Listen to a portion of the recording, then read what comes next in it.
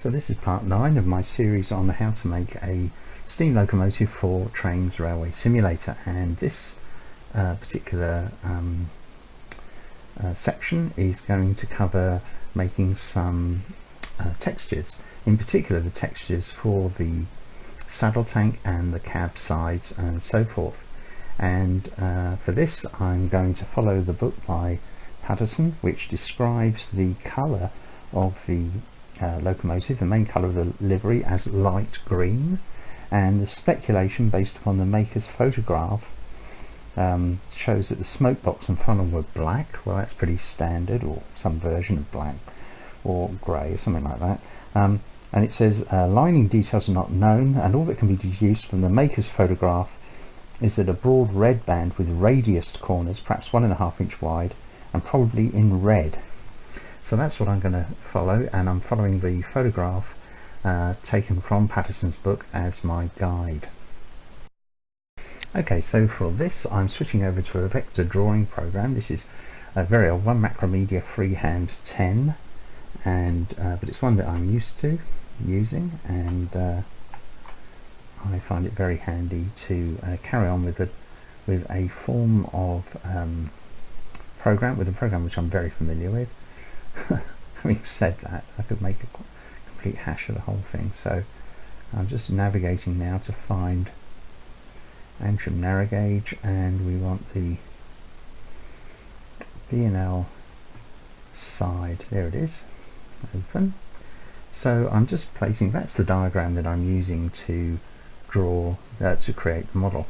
What I will do is I'll just convert this document to landscape, which means I lose some of my guidelines. There are just in the standard one are set for 5mm, and they're set for an A4 portrait size. So I'm just going to set the origin there, just zoom in a bit and bring another guide over here at 5mm. This is purely for drawing. If you have a similar vector program that you're familiar with using, then that's the one to go for. And for some reason I haven't got that one over there. Oh, thought I'd drawn one over. There we are. And I can get rid of that one. So now I want to scale the drawing down, and because I'm going to use this is in scale, this is in proportion. The drawing is in proportion, and on the layer I'm going to put that in the foreground, but I'm also going to add a new layer. In fact, I'm probably going to add a couple of layers eventually, and I'm going to lock this diagram so I can't select it or move it around. Okay, so what I need to do is to make a series of textures, straightforward textures, which will be used to do the saddle tank, and to do the bunker side here, and to do the cab side here. And so what I want to do is to try and create something, one or two textures that will do these jobs without it being too heavy on the memory, on the loading up the file in Trains. Just want to bring guides in above the drawing. So these are just guides I'm going to be using, and there. And I'm going to do this one first.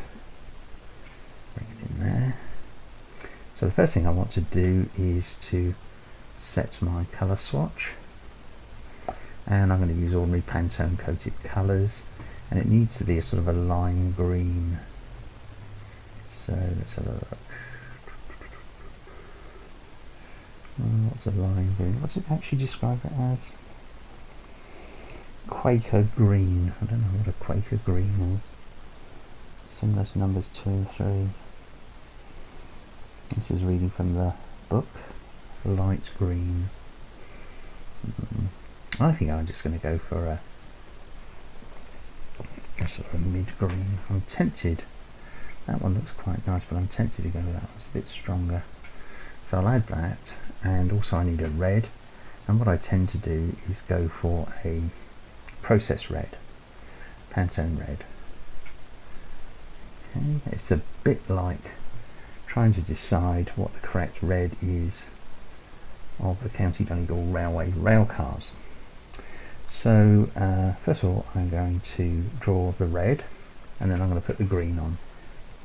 And the way I'm going to do that is I'm simply going to bring another few guides in. This is quite quick and easy actually. I say that and then of course it all goes wrong. Now what I'm going to do is attempt to create that plate separately and add it onto the mesh, so I'm not regarding it as important in the making of this material.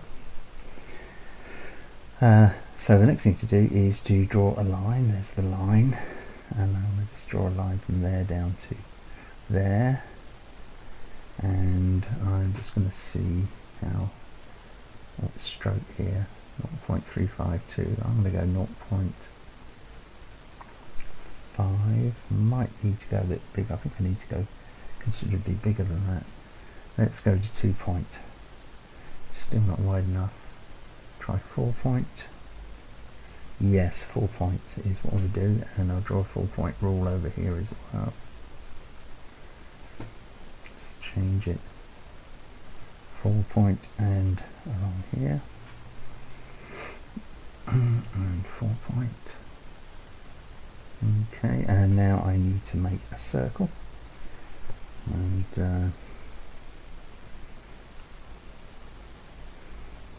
I think that's about right. I'm only going to use a quarter of this, and I'll make it 4 point. And for this particular one, I know what I'm doing. I hope. So let's go right in, and I'm just going to cut the circle there and there, and also vertically straight through the vertex point. So I end up with 2 quadrants and a semicircle. I delete the semicircle. The quadrant is just going to move over here,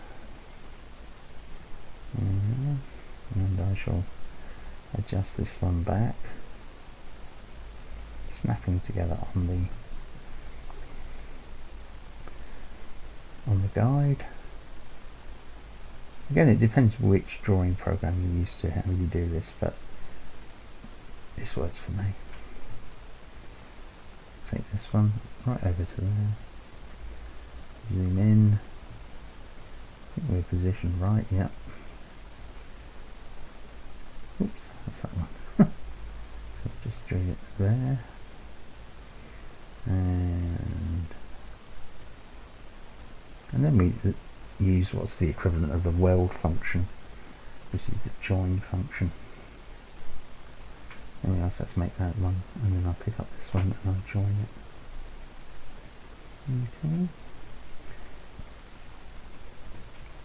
This one plus this one plus this one and join. Okay, and then we colour it red. So that's a nice red bit of lining, and I'm going to continue to use that line over here. I'm going to make all of these in one go, and then I'm going to draw a box. Now you notice that there's a rivet line, so 4 rivet lines along there, but I'm going to come to that shortly. And what I want to do is I want to where do I do that? Control, step backwards, forget now.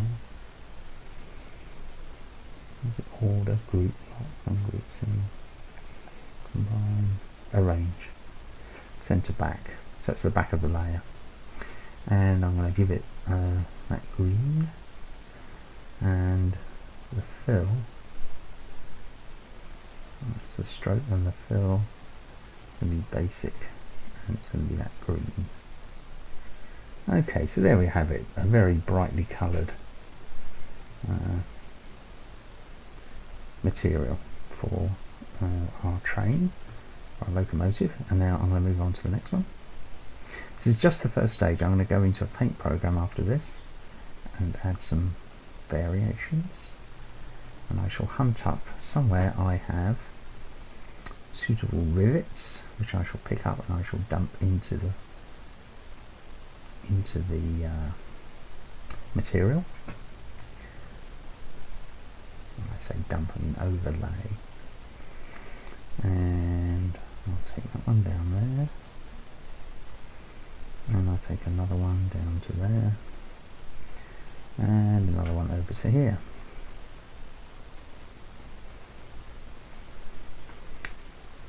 Just tidy these up a bit. This is the starting point of the material. It's far from being the end of it. I think we're okay. So I'm going to pick up this, I'm going to copy it, and I'm going to just paste it anywhere, it doesn't really matter. Bring it to that point, and I should pick these up and move them. So it couldn't be more straightforward really. I'll bring those down,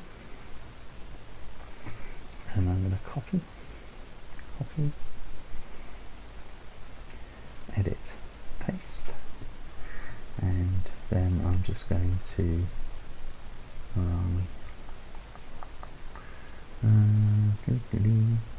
let's rotate it, why not?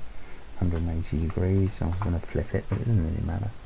None of the things that I've mentioned as being of problem for the mesh, 3D mesh in Gmax applies to 2D vector drawing.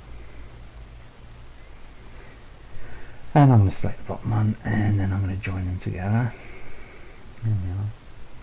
And I'm going to pick up that, copy, edit, paste, modify, arrange, center back, and that's the one I want to position it to. And so I'm just going to take these two on here. So, oh no, it's not been separated out, so that's easy enough. There we are. So that's that one done. That was quick. And then just do this one. So we want the full size of it. Now I'm making these so they fit the diagram, but you will see that when I come to actually produce the finished material, that isn't the most important criteria, because what I'm going to do is I've got more floating around. I've got another one there. Just take that to there, because what I'm going to do is produce a material which doesn't necessarily reflect the shape of the final piece. Exactly. What does he mean by that, you're saying? Well, it means that I don't have to produce a material that is that shape. All I need to do is produce a material that has that in the correct position, and then when I lay it onto the mesh, the mesh here is going to crop the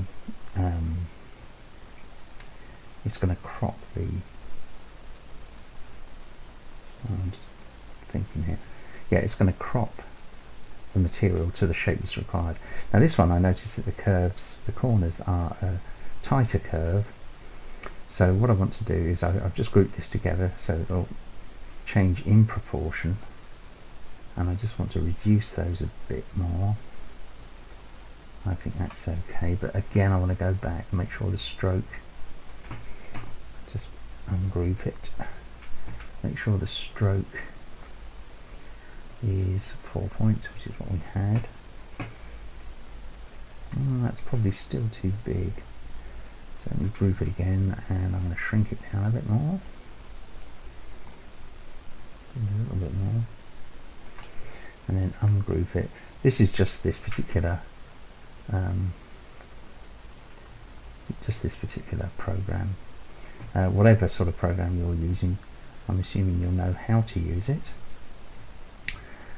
in which case it's just what I do here, not how I do it. It will be important to you. Okay, so we've got part of it, and now we've got to do this reverse curve. So I'm going to take away those three, and in this program it just trims it back like that. I'll move these into position. Now I'm going to alter these. Object. I think it's those handles I need. Like that. Automatic. Yeah. Okay. So it looks like it's all gone bonkers, but anyway, I think I know what I'm doing.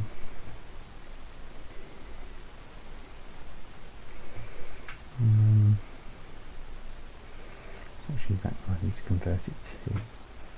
I'm going to bring that back down here, and then I bring this one in over. It comes down as well. Maybe it's that one.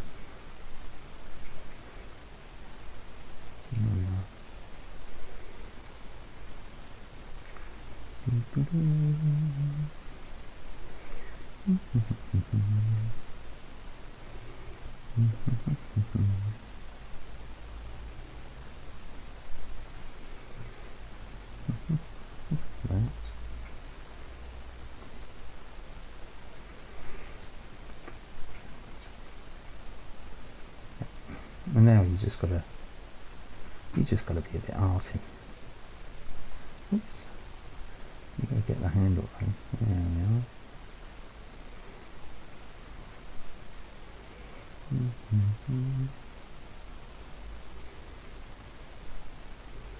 There we are, there's the lining out done, I think. And the only other thing I need to do now is to bring up some more green, copy, edit, paste, modify, arrange, center back. So that green is alright, but it's rather bland, to say the least. But it's going to do the trick. And I'm not worried about that. There. This is, I need it to be a rectangle. So now I'm just going to save this. I was working on warehouses before. And models, entry narrow gauge, and I shall call this B&L number 5 lining. And the next thing I'm going to do is export it. And I'm going to export it as a JPEG. I'm going to make sure it's the highest. Well, 300 is fine. I'm going to make sure it's 100% image. Oops, 100% image quality. And that's okay. And so I'm going to save it as B&L number 5 lining, but I've got to save it in the correct folder. There it is. Save. Okay, so that gives me the livery that I need, and that is now saved. Yes, that's all okay. So now I'm going to move on to a paint program.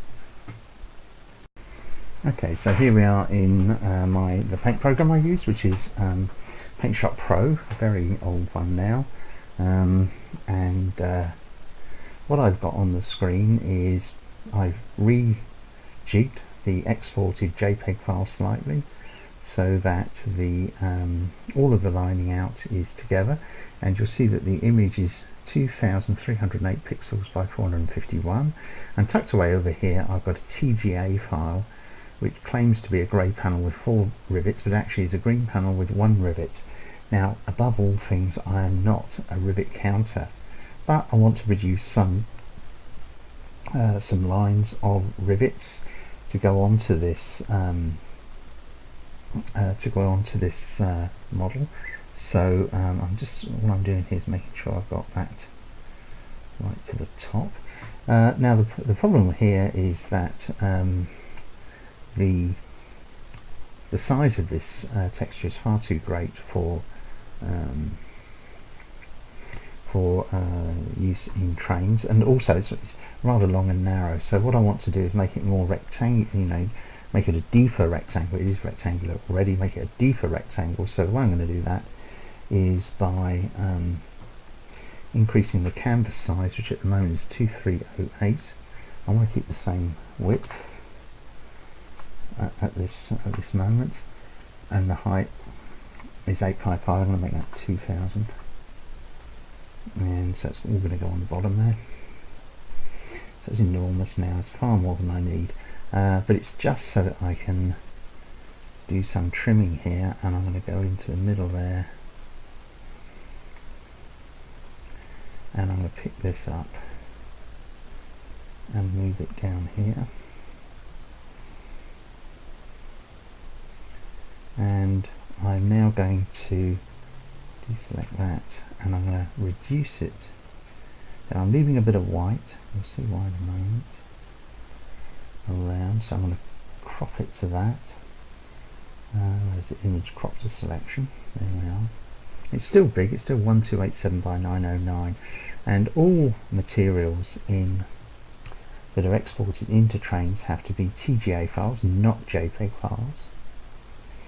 And first of all I'm going to save this as lining 2. In other words, I'm not overwriting my original file, because just in case I have to go back and do it all again. And I'm going to pick up all the white and just swap that over there. There we are. So we've got the green that we've chosen to use, and there we are. I think it's all okay, and we know that that is in proportion, and that is in proportion. Those spots, you can't actually see them, I can see them. It means I've got to clean my screen because it's absolutely minging. Right, we've also got a ghost line there, it's very strange, and a ghost line there, so got some there as well, some I don't know. Anyway, what we're going to do is we're going to reduce this down anyway. So the first thing I'm going to do is change the width, and I'm going to give it a width of 512. Remember, it always has to be a power of 2, so it's 2, 4, 8, 16, 32, 64, 128, 256, 512. So there we are. Don't worry about the height at this stage, that is not a correct multiple of 2. And let's have a look at it. That's sharpened it up a bit. It's also lost some of those ghost lines, and it's still quite a substantial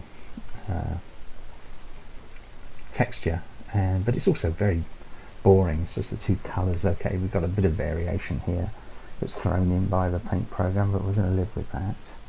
And if we refer back to the photograph, which I'm just doing now, just turning it back in the pages of the book if I can find it. Where are we? Here we are, page 96. Yeah. And also have a look at the diagram. We've got a line of rivets here.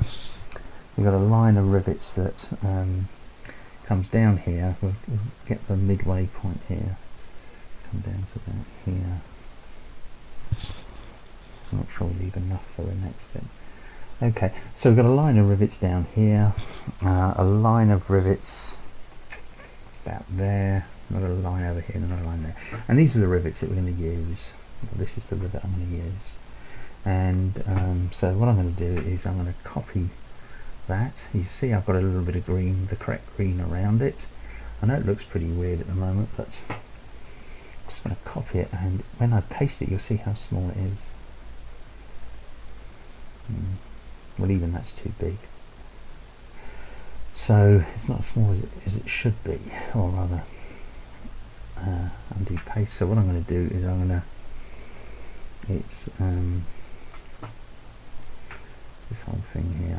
First of all, let's chop it down a bit just to get it into some sort of size. There we are. Let's crop that. 12 by 14. Don't want to reduce it too much. I'm going to reduce it as a percentage. If I reduce it by 50%, oh, it just goes to nothing. They're fairly small rivets. I want to make a line of them. Excuse me. 75%. Let's have a look at that. Maybe copy, paste it in here. I don't think that looks too bad. I think that looks alright.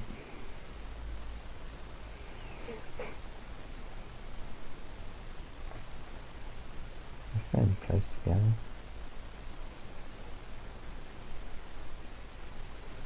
I'm just going to do a few of these.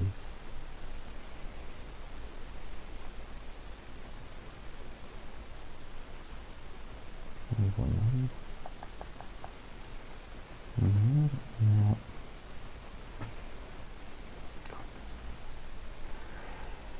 paste.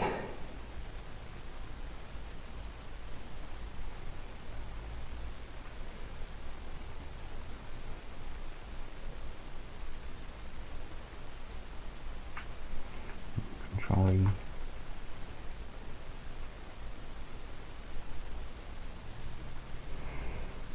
And I think I need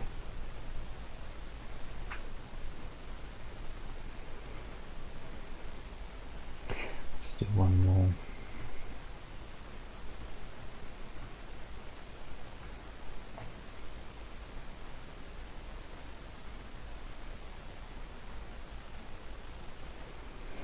Yeah, and then I'll just pick up that line,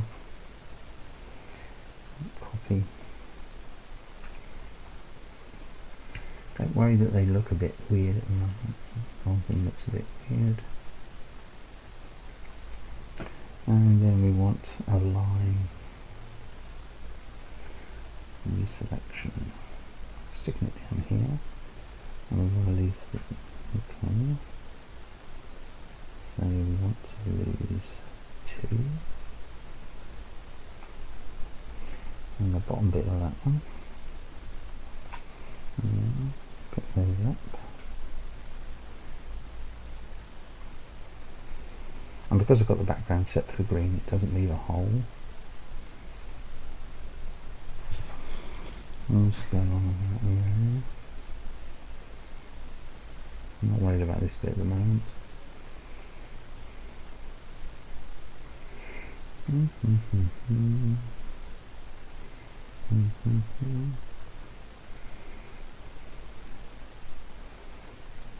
Too much.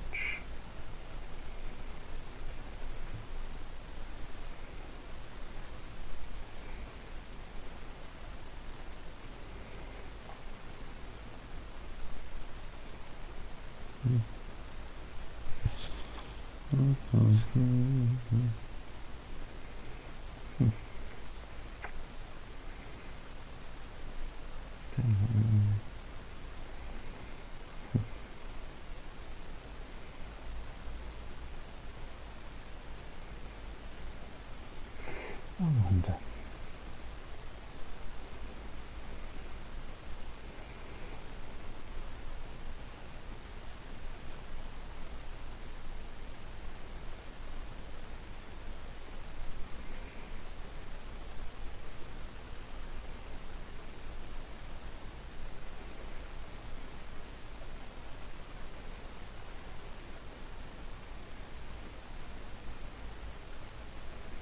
Yeah, I think so.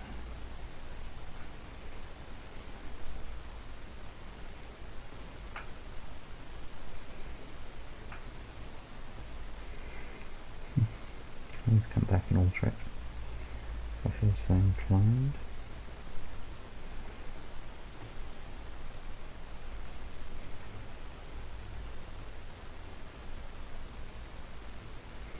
Especially as I'm losing a little bit there. Okay, so that's going to be that's the first stage of the saddle tank, and now the side of the water tank has a row of rivets along the bottom here. Now unfortunately what I can't do is use these turn because the shadow is down. To use a shadow, these rivets.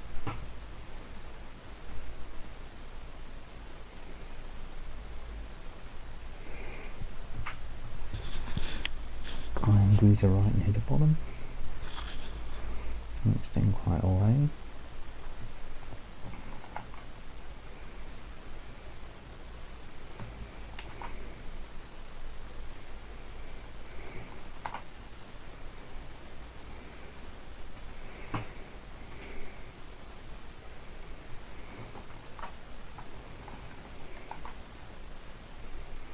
Oops, too much.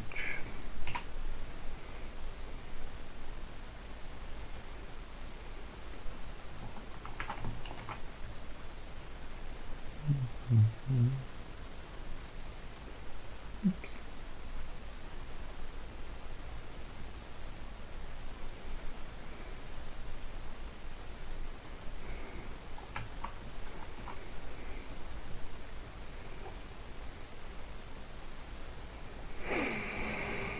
So now I'm just putting in these at the correct orientation, so the shadow is down, Control C, Control E.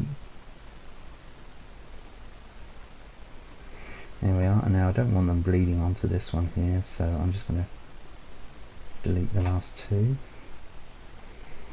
So that should be that okay. Now we've got quite a complicated arrangement here. Up here we've got a row of rivets along here, and a row of rivets down here. And then, so what I'm going to do is I'm going to pick up what I think are about the right number, about 5. Let's do it. Maybe I'll go one more. Control C, Control E.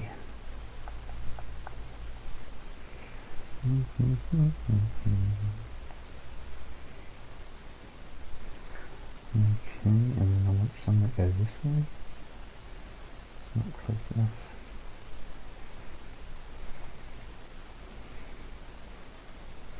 What about that then?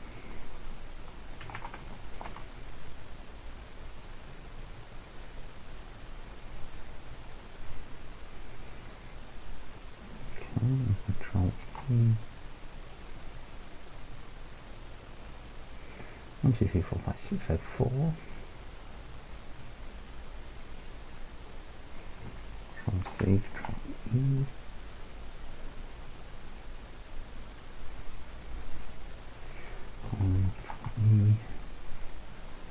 And about there.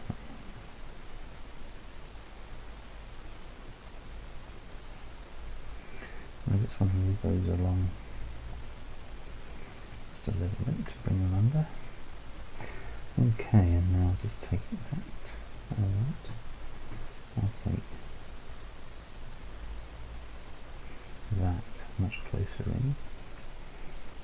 That's too close.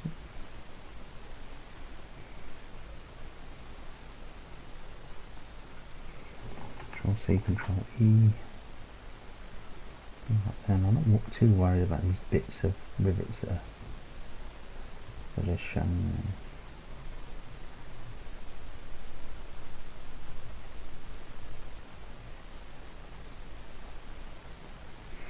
So I think I'm going to reduce this. This will get reduced a bit more anyway. And then there's just a few rivets up here.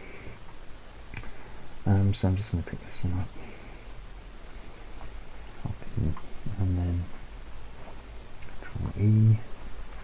What are we looking at? We're looking at one over there. Control E, another one.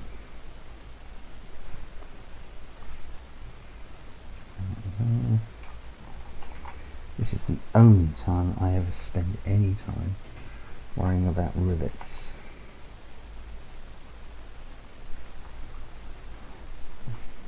One down about here. One down here. And another one down the bottom there. Right here. And another one over here. More or less in line. Okay, so there we are. So that's this stage of the process. Some fairly obvious rivets. And now I'm going to, so this is 512, so I'm going to create a new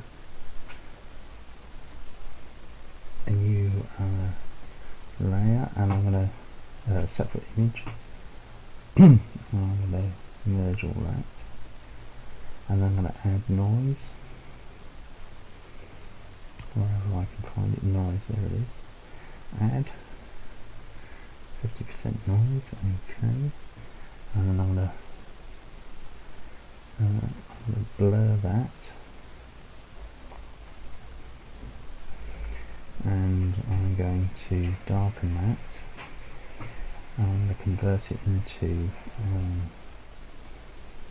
grayscale, darken it a bit more, and it's reducing it, darken it, gamma, move the gamma down, and now I'm going to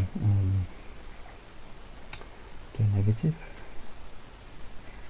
Okay, and I'm going to copy it and go back to here,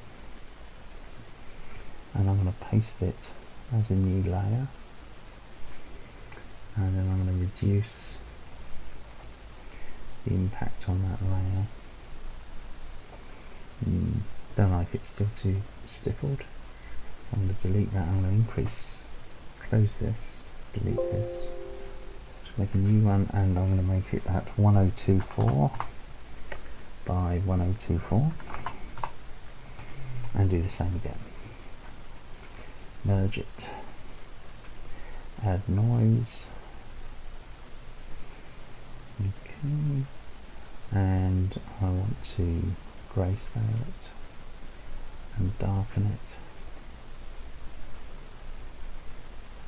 and reduced it and softened it, darken it again, and one more time, and then blur it more, and then negative,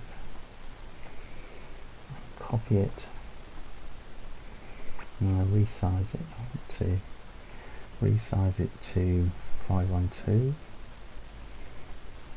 Okay, so that's really stippled it away there, and then I'm going to copy that and paste it as a new layer, and then I'm going to knock it back, and it's enough to sort of really give it some mottled effect. I think that's okay. Don't need that. So that's going to be my lining out TGA, or rather it's not, because make sure those are merged. They haven't. It says it does it, but it doesn't, because it's still the wrong size. If we go to the resize, at the moment it's 362, so what I'm going to do is I'm not going to maintain its aspect, its ratio, its proportion of 512 by 362. I'm going to force it to squeeze up there, so it's 512 by 256, which is a each side is then a multiple. So there we are, we get a squeeze, and then I'm going to save that as a TGA file.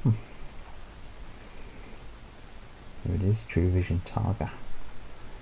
Options, make sure it's 24-bit non-compressed, and it's B&L number 5 lining 2, and that's what I'm going to work with. So I think we'll leave it there for the moment for this one, and I'm going to move into Gmax. Here we are in Gmax, and I'm opening up the material editor, the material navigator, and then the materials editor, and it's going to be a new one, and I'll call it, what shall I call it, lining, lining, spell it right, and maps, diffuse color, B&L number 5 lining 2 TGA. See how big that is. 385 isn't too bad. Open. Okay. So now what I'm going to do is just to texture the saddle tank. That's pretty good, isn't it? Quite like that. Now I suspect, of course, yeah, there we are, the saddle tank has a whole load of rivets around there. I ain't going to do those. It'll just be bonkers. Take me forever. So I'm going to go with it as it is. I'm going to live with that. But I'm going to hide everything else. So it just gives me that. And now I'm going to be spending some time on this. So I need to reduce this down to a poly and unwrap it. I'll select that face first of all, and well, here it is. There's that face, and I'll make sure it's planard, and then I'm going to scale it down, and I'm just going to colour it there in a blank bit. and I'm going to do the same at the other end.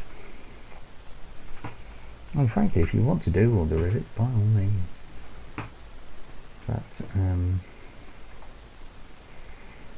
you know, there lies madness, I think. You know, I'm a bit concerned that's off at an angle, so what I'm going to do is just make sure that the whole thing is X-reft. Collapse it again. Yeah, there's that face is now square, so what I'm going to do is planar map it again. There we are, so that it's correct. That sort of mottled effect should be okay.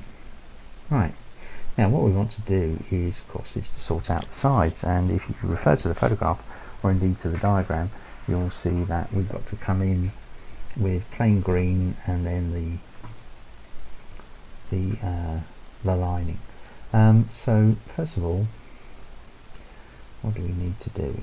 We need to show you there's all these faces, and I'm going to start with this face. These faces down here are just going to be plain green. So for example, if I was just to pick up those like that, edit, there they are. It's wireframe, it's smooth and highlights, planar map, and I'm just going to shrink those down till they're in just a plain area. In fact, it's not going to be as simple as that, because I need to continue the rivets, but I'll come back to that. I'll just leave them there for a moment. This one, and this is where we start to have real fun.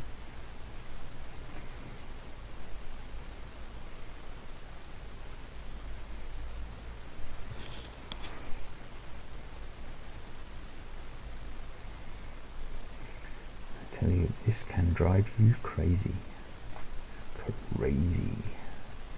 Absolutely crazy. And what you've got to do here is to restore those rivets to something like what they should be. I think we're okay. Now we'll take the next face. Just to see where the other one ended. Okay, so I'm going to just pick up those two. Put it there. So it joins on. And then we have 1, 2, 3, 4. So for this one, come down. 1, 2, 3, 4 in there.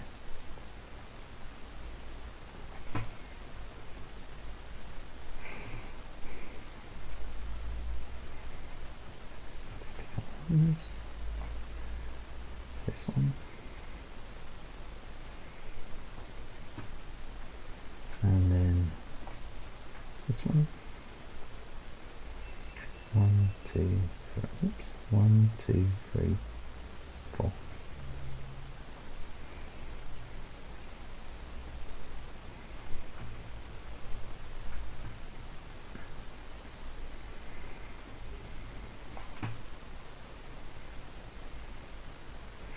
Now, we can't just do that there because we're going to run out of material. So what I'm going to do is I'm going to count down .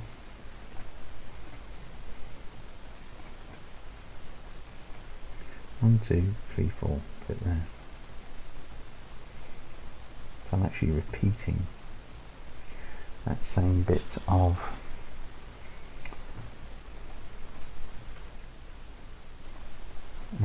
the material, and here I'm going to do the same from the top down, all together now. In fact, what I can do, I can turn all the rest on and I can see where I actually ended that. So if I'm careful, I can bring that down to there. It's actually 893, so I can remember that. That gives us there. Let's make sure we've got our texture correction on. Yes, there we are. Now there's a problem there because we've got a little bit of it showing there. There we are. We can see a little bit above 4 there. So Let's go and correct that. Bring that down. Okay, and that should be alright, and now we do the top one. Plane our map, and if we just simply go pick up those and type in 0.893, that should do it. There we are. So we've got a bit of it. Now I know we've got problems down here, we'll come to that. Yeah, now we've still not reached the top of the topmost one, so let's pick that one up. Okay, now map it. 0.893. There we are. So it's right round to the top there now. And if we look at this one down here, what we want is the one around the other side. So that's very obviously this one. And if we planar map that, and then what I'm going to do is also show this one in here. So that means all I've got to do now should be something is bring this up to here. Make sure we're there. Make sure we're right there. I think we are. And then bring this one down to here. And that means we should have recreated on the other side, there we are, the beginnings of our lining out on this side. So now I can pick each one of these up, and I can simply go planar map this one here, 0.893, and the next one please.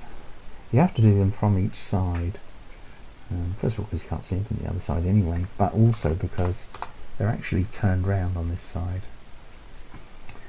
So if you have a play around, you'll see what I mean by turned round.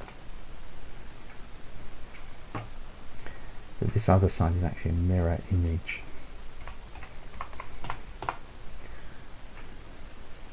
And here,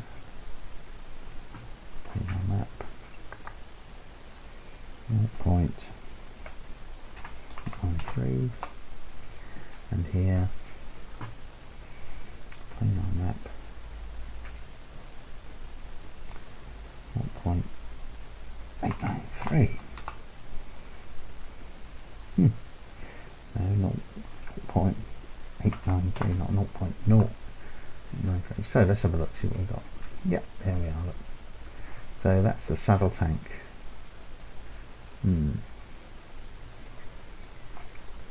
So there's a mismatch there. So the way to overcome that is just move it so that this end is over here, all the way down. So let's pick them all up. It's easier to do it in wireframe. 4, 5, I think that's all of them. Maybe this one as well. Let's just check.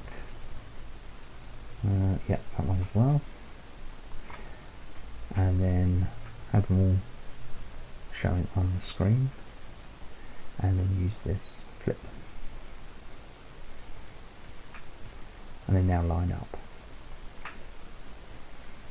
So I've flipped them from side to side. If you're not sure how I did that, have a go. Experiment. Okay, now we've got to sort this bit out here. Clearly it's not right.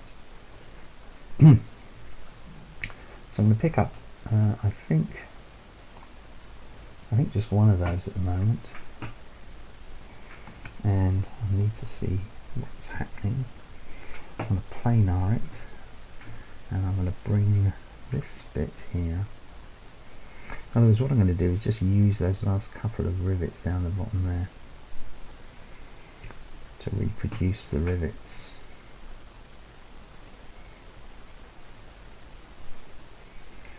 Too small, so they're actually only a single rivet to do it. Yeah, single rivet. Let's just zoom in, have a look, make sure we're okay. Not quite, there's a bit of that rivet showing there, so we don't want to see that. So let's select these and drop it down a little bit. Okay, so we've got, and make a note of this, I always have a scratch pad next to me, scrap of paper or something, just to jot these down. So it's the height of this one is 0. Here it is, 0.587, and the height of this one 0.559. So that's just relative to the material, it's not relative to anything else. So if we take the next one and we plane arm effect, just zoom back a bit, and we make the top bit 0.587, and this one here 0.559, and then just keep going. But I notice that there's a problem there, which I'm going to correct in a moment. 7 and 5, oops, that's the wrong one, that one there, 0.559, and I think we want one more. No, we're going to have two more. I'm going to do those.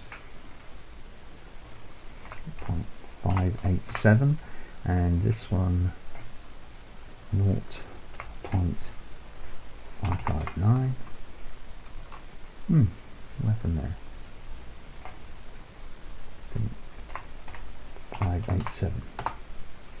And finally this one here. Ought to finish it off, I think. Couple more yet.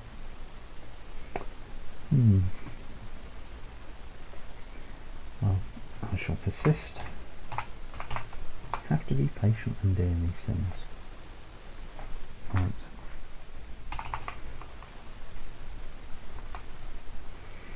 And one more.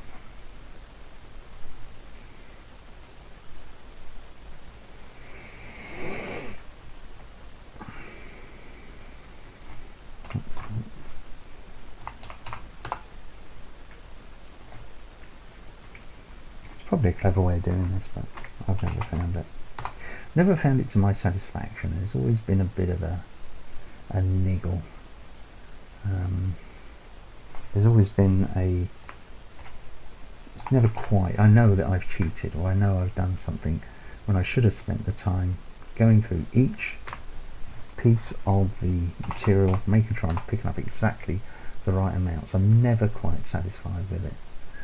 So there we are. So now I'm going to pick all these up again that I've just done. I think that's it. Let's have a look at them. They're all there. And now I'm going to switch that side to that side again. There we are. And it just brings it into line with that. There is a bit of a line there, and there's like a stutter of the, because I'm just repeating, and the same, you've got the same there. But I think that's okay. Just got to do this side now. And then that will be the, I'm not going to do this on the video, I'm going to do it separately. Now if we have a look at our model as it's coming on, yeah, I think it's beginning to look the part. It's going to be quite a nice logo when it's finally finished. Yeah, so there we are. So that's where I'm going to end this tutorial, or this session. I'm going to do that away from the session, but it's exactly as you've seen there, and it's just like watching paint dry otherwise. So I'll leave it at that. So do remember, if you've got any comments or queries or questions, whatever, do post them. Give me a thumbs up if you think, if you're enjoying this, or you think I should do more. Please subscribe, which really helps and gives me a boost. And if you subscribe, I don't send you emails, I don't know who you are, but it's there's no obligation, but it does, as I say, just sort of encourage me to do more.